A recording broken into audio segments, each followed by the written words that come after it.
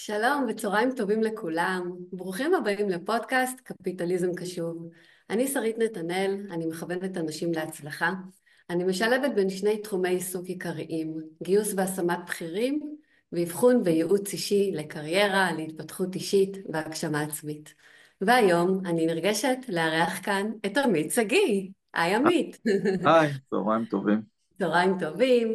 עמית שגיא הוא סמנכ"ל שיווק, דאטה ודיגיטל בחברת ישראכרט, אחת החברות המובילות בשוק הפיננסים בישראל. לעמית ניסיון של למעלה מ-25 שנה בחיבור בין אסטרטגיה, ביזנס, דאטה, דיגיטל ושיווק. במהלך הקריירה שלו הוא מילא תפקידי ניהול בכירים, כולל מנכ"ל משרד פרסום וסמנכ"ל בחברות מובילות, והוא צבר ידע עשיר בעולמות השיווק והתקשורת. בתפקידו הנוכחי בישראכרט עמית משלב בין עולמות השיווק והדיגיטל לבין עקרונות של ESG, סביבה, חברה וממשל תאגידי. הוא מביא יוזמות שמחברות בין עסקים לערכים חברתיים וסביבתיים, ועל זה בדיוק נדבר היום. זה אז מה כיף. מחכה לנו היום?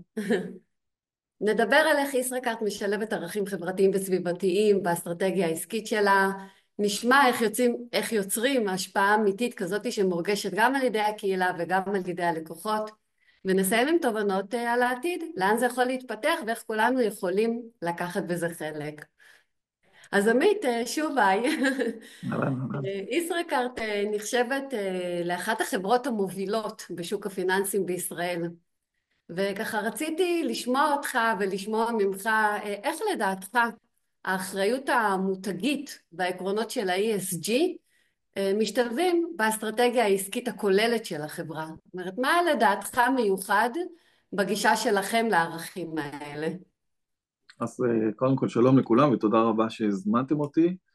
אה, אני חושב שמה שמייחד את ישראכרט, שהייתה החברה הראשונה בכלל לפרסם דוח ESG מקרב חברות כרטיסי אשראי, זה גישה נקרא לה לא בדיוק קלאסית לעולמות ה-ESG, או לא בדיוק באה ואומרת יש רגולציה שמחייבת אותנו לעשות ESG, אז בואו נעשה משהו כדי שנהיה מסודרים.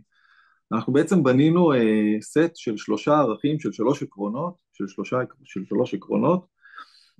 לראשון אנחנו קוראים אקונומי, שבעצם מדבר על איך ה-ESG תורם לאקוסיסטם שישראכרט נמצאת בו, לכלכלה שישראכרט היא חלק ממנה.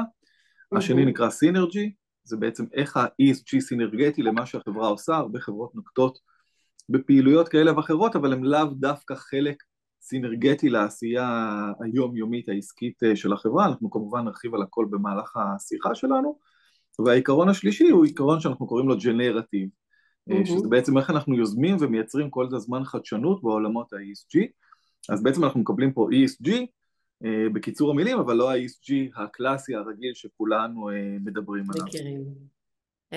מקסים, אני באמת אוהבת ככה לשמוע איך אתה שם את הדגש גם על האחריות מותגית, חלק בלתי נפרד מהאסטרטגיה, וככה באמת על העקרונות שמבוססים בהמון ערכים, ובדיוק ככה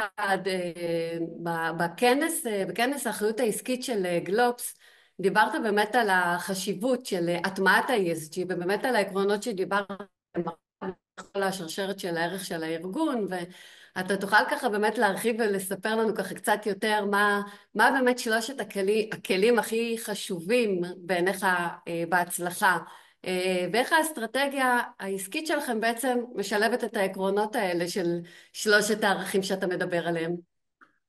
אז כמו שאמרתי בסוף, כדי שה-ESG יצליח וכדי שהוא יתפוס, כשמסתכלים על חברות כמו ישראכרט, אני תמיד אוהב לדמיין אותנו כמו נושאת מטוסים או ספינת מסע ענקית בים הסוער של התחרות, ואז מגיעה הרגולציה או ההחלטה לרוב של דירקטוריון להתחיל להטמיע תפיסות של ESG ברחבי הארגון, והארגון מתחיל לחפש את המקום הנכון שהדבר הזה יישב בו, וזה קצת מורכב. עוד פעם, תדמיינו רגע בראש נושאת מטוסים, איפה עכשיו אני שם את ה-ESG הזה בכלל בתוך הארגון, כמה מקום הוא כן. מקבל.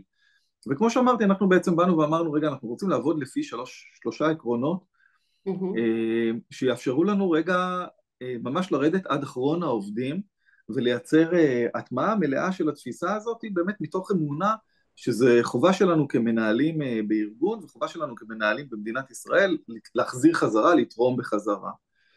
ואז עכשיו אני ארחיב אולי קצת על העקרונות האלה. העקרון כן. הראשון הוא לא, כמו שאמרתי לך, אקונומי.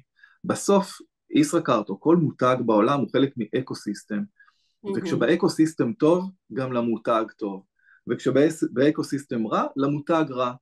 ובעצם יש פה איזושהי שרשרת שמזינה את מהמם. עצמה, אז אנחנו שואלים את עצמנו מה אנחנו יכולים לעשות טוב יותר לעולם, טוב יותר למדינה, שהוא מהמם. אבל חלק מהביזנס שלנו, שהוא חלק ממה שמניע את הכלכלה שאנחנו ממנה מרוויחים. אז ככל שהמצב במשק ובכלכלה יהיה טוב יותר, מן הסתם ישראכרט מרוויחה יותר, יש לה יותר משאבים להחזיר בחזרה. אז אני דווקא אפשר פה לתת רגע למשל דוגמה על הפעילות מהמם. שלנו בשוק של העסקים הקטנים. כן. 50% מהכלכלה בישראל יושבת על עסקים קטנים, לא הרבה אנשים מכירים את זה, זה בערך גם 50% מהמועסקים במשק,